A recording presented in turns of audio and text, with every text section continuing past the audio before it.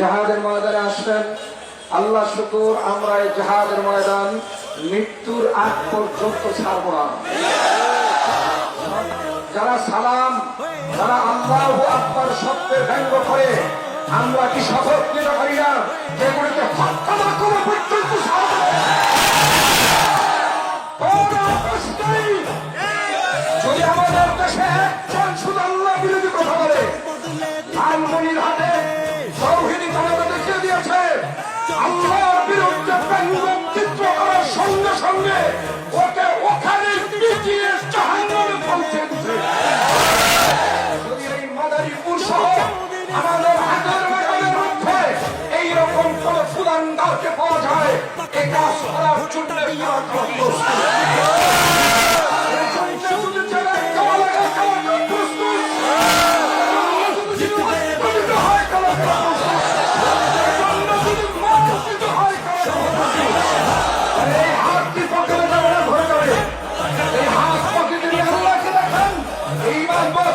জন্য পরিষদের এই সংগঠন চালানোর জন্য অর্থের প্রয়োজন। আমরা পকেটে হাত দিব, আল্লাহকে সাক্ষী রেখে দেখাবো যে আমরা চাল দিতে প্রস্তুত, মাল দিতে প্রস্তুত, সংসার ত্যাগ করতে প্রস্তুত আমার রসুলের জন্য। সাথে সাথে বলবো আমাদের অর্থে পালিত, আমাদের অর্থে পালিত ঢাকা ইউনিভার্সিটির এক শিক্ষক, সে আমাদের আশা আমাদের সালাম ব্যঙ্গ করেছে, আমাদের আল্লাহ সত্তর ভঙ্গ করেছে, তাদের সঙ্গী এরকম তারা খ্রিস্ট প্রদর্শন করেছে, ৭১ টিভি এবং আরো ভোট তরিকাগুলো আছে। আমরা এদেরকে ধিক্কার জানাই, কথা বলেন ঠিক করেছি।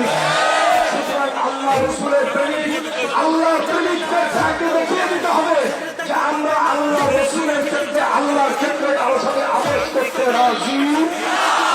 আজকের এই জনসভা বিকল্প একটি জনসভা, যে জনসভায় দল মত নির্বিশেষে সমস্ত মুসলিম জনগণ আমাদের এখানকার যারা প্রভাবশালী রাজনৈতিক নেতৃবৃন্দ তারা আসবেন, প্রত্যেকটা দলের কর্মীরা আসবেন, সকল জনগণ ছুটে আসবে। সুতরাং দেখা গেল নবীকে নিয়ে, রসুলকে নিয়ে, আল্লাহ নিয়ে, দিন নিয়ে, ইসলাম নিয়ে ব্যঙ্গ করলে তাদের টুটি ছেড়ে ফেলা হবে। আমরা আওয়ামী লীগ বুঝি না, আমরা জামাত বুঝি না, আমরা বিএনপি বুঝি না, সর্বহারা বুঝি না, আমরা বুঝি আমাদের রবকে, তিনি হলেন কে? আমাদের সত্য হবে একটাই, সব জায়গায় একটা সত্য, আল্লাহু আকবার।